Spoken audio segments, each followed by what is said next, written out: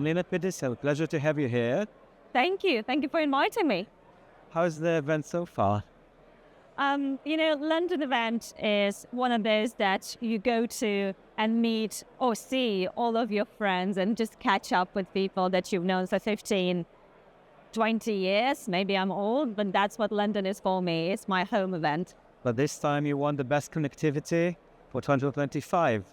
Yes. What does this mean to you?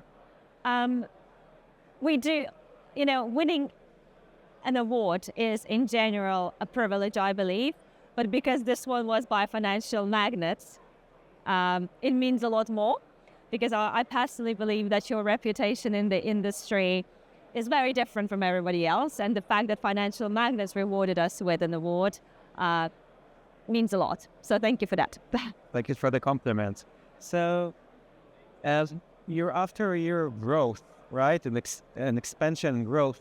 So can you describe a little bit what caused this growth, and how are you managing to keep your qualities and expand? Of course. It's been a crazy year. But we've been growing exponentially in general from the first client that we onboarded in 2020.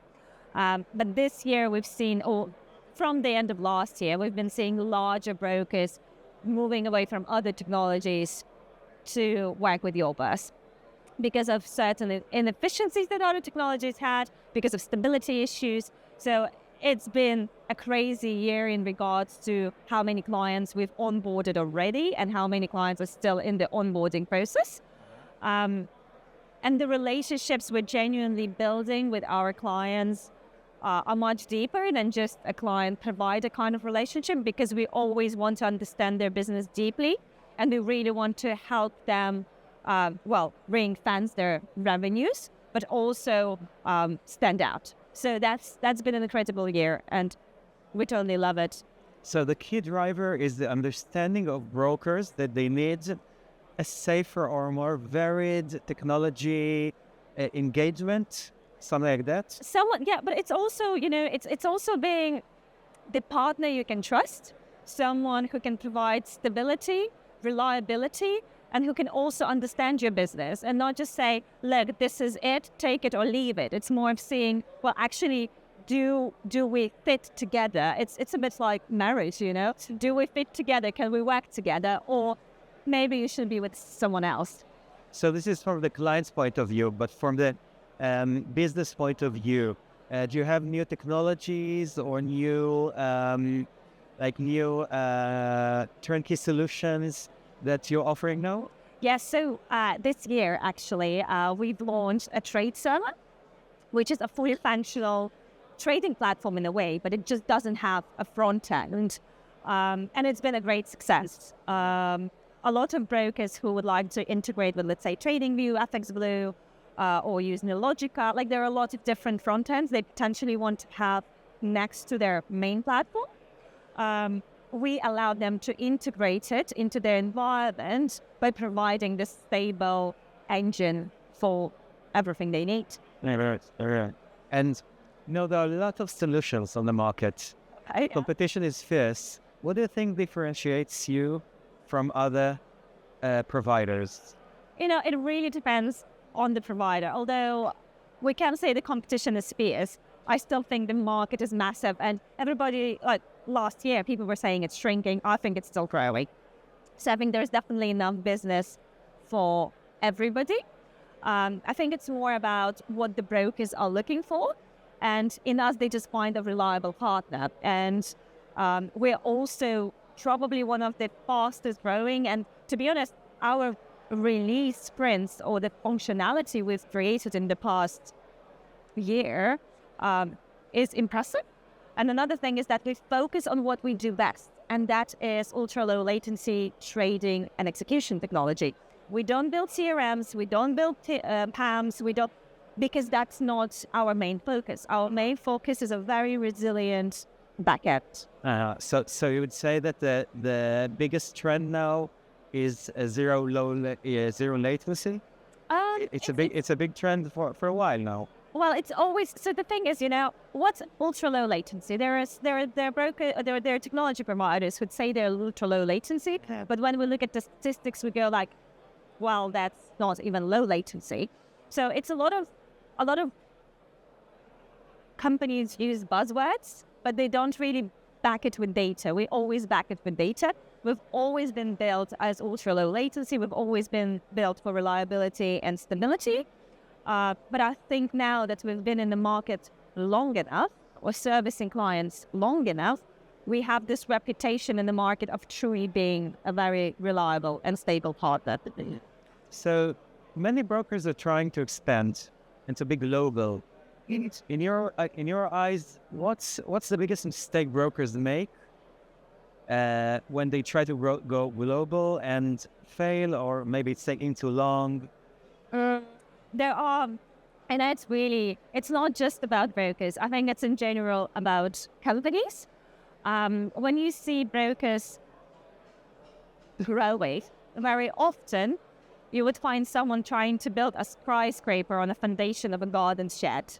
Okay. Right. So, and if you're building a skyscraper, you need to keep in mind, and this is actually a reference from a good friend of mine, Aytu Fiza from Fast MT. Like if you currently have a certain size of a business and it's growing, you need to understand that there are certain fundamentals that you need to have in order to sustain that growth. And yes, some of the brokers like to bootstrap in the beginning in like a startup phase, but there are still some critical services. And I think that's also an important part of, if you are regulated, then the regulator would make sure and guide you that, that your providers are able to help you comply with DORA, for example. Yeah. But when it's offshore, then very often the brokers would just find the cheapest solution, which is not necessarily what they need, and in the future, not necessarily what will help them sustain the growth. And I think that's the biggest problem, and the lack of knowledge. That's another thing that I would like to highlight. Yeah. I think in our industry, very often people who start brokers, they potentially might be good in marketing, but they don't really understand the dealing side or the trading side. And we're in financial services, so inevitably things go wrong.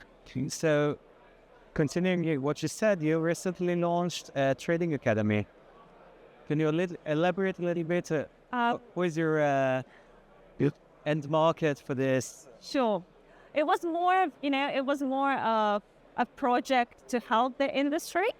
It's not really, it's you could call it a trading academy, but we call it dealers academy. Dealers. There are so many trading academies out there, and they teach people to trade. We do the opposite. We teach dealers to manage their risk. We explain to them how to build a resilient infrastructure.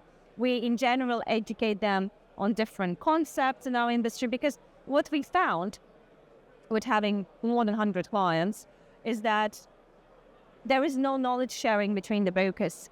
And the only knowledge sharing you get is people moving from one broker to another. That's an amazing point of view. And so we're trying to help our clients learn new things, and we also help our clients train their dealers potentially, because it's also a very difficult task. No, I've noticed something very strange about our interviews, that the words AI didn't pop up yet. How is this meeting you? I mean, I'm sure you're using a lot of AI tools or... Well, I mean, yes, I think people who don't use AI in their day-to-day job, they will struggle eventually. And yes, I know that our developers are using, I know one of the AIs they're using is like Claude AI for their day-to-day job. I mean, he doesn't use ChatGPT and so on. So yes, we use a lot of AI in our work processes, but as such, do we have a real AI built in your Bourse? There are bits and pieces of it, but we don't really place a lot of value on it, again, because of our product line and because of what we focus on, right? So AI is more of a buzzword. Yes, you can use it in client services, I believe, like for client chats or like marketing. bits of marketing. Yeah. is it any good for trades? There is a lot of buzzword, and I'm sure we'll speak about this on the roundtable, right? And risk management. There is a lot of noise regarding A/B book assignment or like the flow, vetting through the flow using AI. Like important part is that you need to train that AI first. And it has to be trained on reliable data. And I mean, machine learning has been there for decades. So I tend to think that that's machine learning and not AI. Yeah, that's. Well, to wrap up this interview, I'd like to ask you what's going to happen with your Bourse, let's say 2026, 27. Any innovations, or are you going to continue in the same direction, reinforcing your current strengths or expanding to other initiatives? Well, what I can definitely say is our developer. So at your Bourse, we always tend to only hire gurus and, in general, highly professional people, right? And to keep them motivated, it has to be interesting projects. I'm pretty sure that our development team, of the way it's built and being, well, consisted of people who work around ultra-low latency and, in general, resilience and stability, I'm sure that we will continue down that front in projects like trading server or, trade execution engine. I doubt that we will step into something marketing. Nice. Okay, thank you very much for this interview, and again, congratulations for the awards. Thank you. Hope to see you again next year. Thank you, Alice. Thank you.